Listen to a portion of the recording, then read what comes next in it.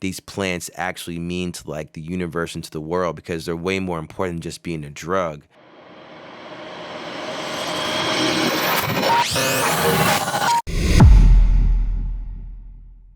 Western medicine's gonna come in and trying to figure the science out of it. I think that it'll have a positive effect, in that you'll be able to have the benefits of these plants for people. But then it's like you kind of take away from the spiritual / sacrament of what these things really mean to the cultures.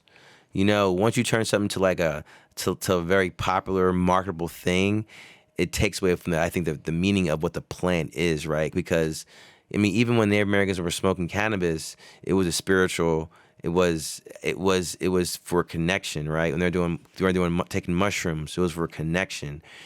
Yes, it had these amazing other symptoms, systemic effects for you, but that was not the main reason why they were doing it. So I don't want to take away from what these plants actually mean to like the universe and to the world, because they're way more important than just being a drug.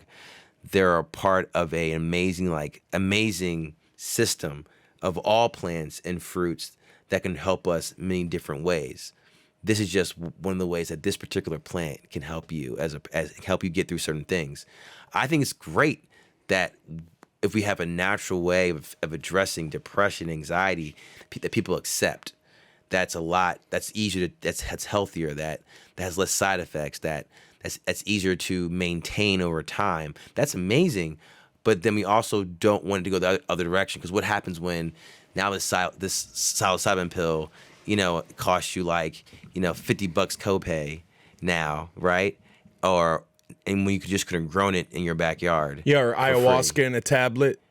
Crazy. That's crazy. That's crazy to me. You know, there's a concept. It's called commodity fetishization. It's a Marxist concept, but it's talking about distancing the origins of the product from, you know, the product you get. So it's put on a shelf. You don't think about the worker who made it, their hands or anything.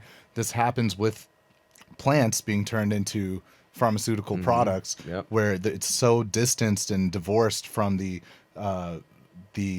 ritualistic or the origins of the it's a plant, like you said, from the ground. The sun made it.